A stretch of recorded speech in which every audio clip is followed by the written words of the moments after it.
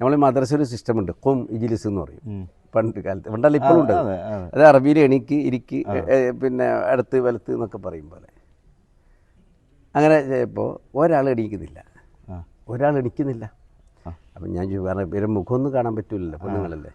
അപ്പം ഞാൻ ചോദിച്ചു, അല്ല എല്ലാവരും എണിച്ചല്ലോപ്പാ, നിനക്കെന്തായി?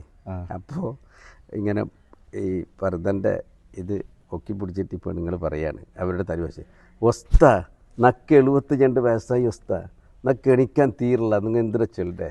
ആ പ്രായത്തിൻ്റെതായ ബുദ്ധിമുട്ടുകൾ ഉണ്ട് എന്നുള്ളതാണ്. പക്ഷേ പഠിക്കാനുള്ള താല്പര്യം. 72 വയസ്സായ ഒരാൾ ഇതിന് പഠിക്കാൻ വന്നു പറഞ്ഞപ്പോൾ ഞാൻ ഞെട്ടിപ്പോയി.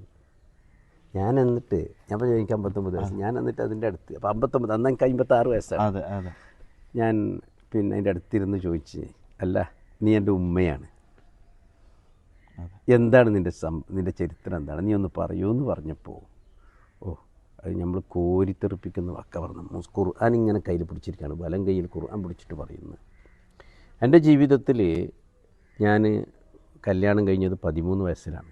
അന്നത്തെ കാലഘട്ടത്തിൽ 13 വയസ്സിൽ മംഗലം കഴിയുമ്പോൾ എനിക്ക് ഖുർആൻ ഓതാൻ അറിയില്ല, നിസ്കരിക്കാൻ അറിയില്ല. എൻ്റെ മക്കൾ അതുപോലെ തന്നെ എൻ്റെ ഭർത്താവിൻ്റെ ഉമ്മ ഒക്കെ കാണിച്ചു തന്നിട്ടാണ് നിസ്കാരം പഠിച്ചത്. അങ്ങനെ എനിക്കറിയും പോലെ നിസ്കരിക്കുകയും പിടിക്കുകയും ചെയ്തിരുന്നു. പക്ഷേ ഖുർആൻ പഠിക്കണമെന്ന് എൻ്റെ ജീവിതത്തിൽ വലിയൊരു ആഗ്രഹമാണ്. അങ്ങനെ വലിയ ആളായി, പിന്നെ മക്കളൊക്കെ വലുതായി, മക്കൾ കല്യാണം കഴിഞ്ഞ് അവർ പോയി, ഇപ്പോൾ പേരമക്കളായി. ആ സമയത്താണ് പിന്നെ തങ്ങൾ ഉസ്താദ് ഇങ്ങനൊരു അനൗൺസ് ചെയ്യുന്നത്. അപ്പോൾ ഞാൻ